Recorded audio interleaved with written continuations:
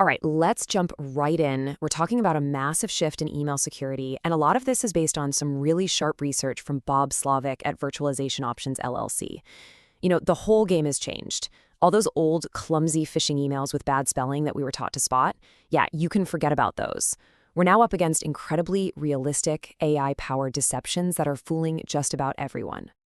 So let's put a number on this problem, a really big one, $12.5 billion. That's what the FBI says these AI-fueled fraud campaigns are costing us every single year. This isn't some far-off futuristic threat. It is happening right now, and it is incredibly expensive. Okay, to really get our heads around this, we're going to break it down. First, we'll look at how we even got to this point. Then, we're going to dissect one of these AI emails to see what makes it tick. After that, we'll see how AI is also our best weapon against these attacks. And finally, we'll give you a personal playbook to keep yourself safe. So first up, the evolution of deception. To really understand the threat we're facing today, we've got to look back at how it all started. Think about it. We were all taught the same things, right? Look for the typos, the generic dear sir or madam greetings, all those obvious red flags. Well, AI has made that advice pretty much obsolete. The new wave of attacks, they're surgical. They have perfect grammar. They can even adapt on the fly, which means they slip right past a lot of the old security systems. This didn't happen overnight. It really came in 3 waves. We started with what you could call phishing 1.0. That was the classic spray and pray junk mail. Then things got a little smarter with 2.0, where criminals would actually research company hierarchies to target specific people. But now we're in phishing 3.0. This is the AI era. The attacks are deeply personal, they're automated, and they work at a massive scale. It's a completely different ballgame. So what does one of these super smart attacks actually look like? Let's peel back the layers and look at the anatomy of an AI phish. You've got to know your enemy to beat them, right? Okay, this is absolutely crucial. The number one thing we were all trained to look for, bad spelling, is officially dead. It's a non-issue. An AI can write a flawless email, and not only that, it can analyze someone's writing style and mimic it perfectly. So the email doesn't just look right, it feels right. And this is what makes them so incredibly sneaky.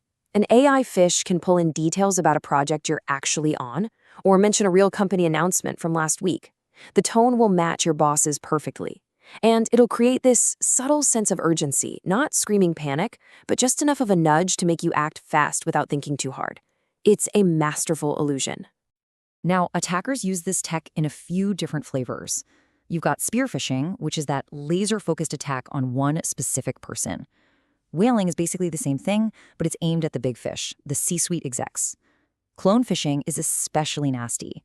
They take a real email, copy it, and just switch out a link or an attachment. And then there's business email compromise, or BEC, where they pretend to be a senior leader to trick an employee into wiring money. Okay, that's enough of the scary stuff. Let's talk about the solution. Because here's the really interesting part. The same technology that's creating the problem is also our most powerful defense. It's basically AI versus AI out there. The key here is something called natural language processing, or NLP. The bad guys use it to write convincing fakes, but our security systems, they use it to read those fakes and spot the tiny tells of deception. You can think of it like a digital immune system for our inboxes, one that's constantly learning and adapting. So here's how it works. First, the AI scans the email's content. It's looking for tiny shifts in style. Does this really sound like how your CFO normally writes? Second, it looks at sentiment. Is the email trying to make you scared or rushed? Third, it checks the context. Is this a normal request for your company?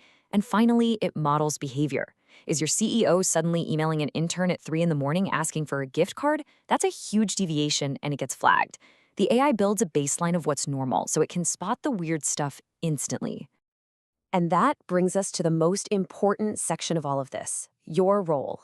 Because the technology is a fantastic shield, but the human element, that's you, is always going to be the last critical line of defense.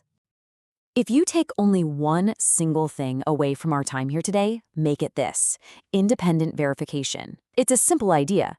If you get an email with a weird or urgent request, you don't hit reply. Instead, you pick up the phone and call a number you already know is legit. Or you ping the person on Teams or Slack.